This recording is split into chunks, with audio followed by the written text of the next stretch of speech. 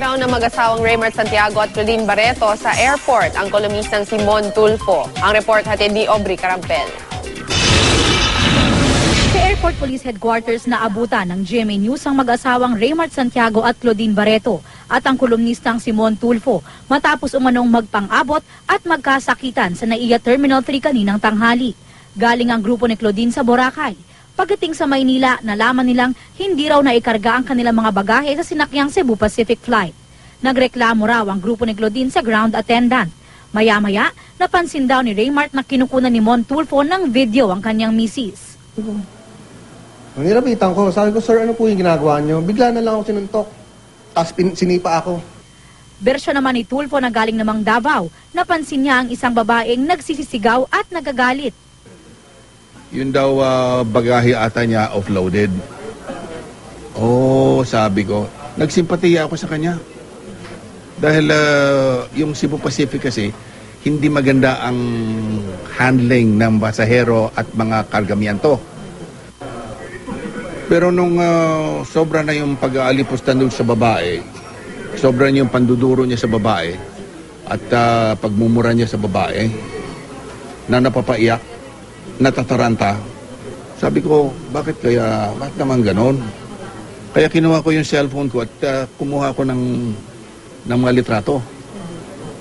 Ay, litrato po, hindi video. Litrato po, hindi video. Hindi, litrato. May lumapit daw sa kanyang lalaki at pilit inagaw ang cellphone at doon na raw nagsimula ang gulo. Pero hindi raw siya ang unang nanuntok. Sabi ko, sino ka ba? Bakit? Papakilala pa sana ako nung gusto niyang hablutin. Doon nag-umpisa ang away. Doon nag-umpisa ang gulo.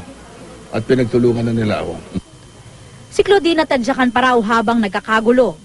So, they defended themselves. Tapos, sumigaw ako. Sabi ko, ano ba problema mo? Sabi ko, bakit ka nanununtok? Ganyan. Humarap siya sa akin, dun sa counter ng Cebu Pacific, tinadyakan ako ng 2 beses.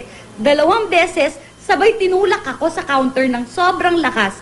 Tapos dito sa likod ko, meron akong meron akong red mark sa likod ko. Tapos ito, ayan, namamaga pa.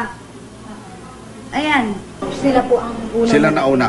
Una-una, hindi ko naman sila kalaban eh. Wala akong kalaban. Tinadyakan niyo na ang uri. Tinadyakan ko, yan na, natadyakan ko siya. Bakit po? Napag sinuntok ako eh. Kasi ang sakit ng katawan ko.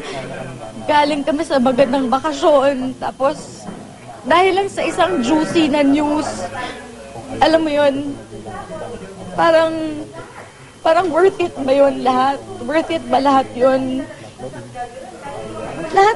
Lahat na lang nasaktan niya. Buti, tapos ang masakit doon kasi kasama namin yung mga anak namin. Andun yung mga anak namin eh. So, syempre nakita ng mga anak namin yung pangyayari. So, sana naisip niya may mga bata. Tumanggi si Tulfo na ipakita ang mga nakunan niya sa kanyang cellphone. Hamon naman ang mag-asawa sa NAIA maglabas ng CCTV para makita raw kung sino talaga ang nagsimula ng gulo. Desidido ang mag-asawa na maghain ng reklamo laban kay Tulfo. Si Tulfo naman, maghahain din ng reklamo oras na maghain sina Raymart at Claudine. Nakuna na ng mga otoridad ng pahayag ang magkabilang kampo. Patuloy na sinisikap ng GMA News na makuha ang panig ng Cebu Pacific, pero wala pa silang ibinibigay na pahayag. Aubrey Carampel, nakatutok, 24 oras.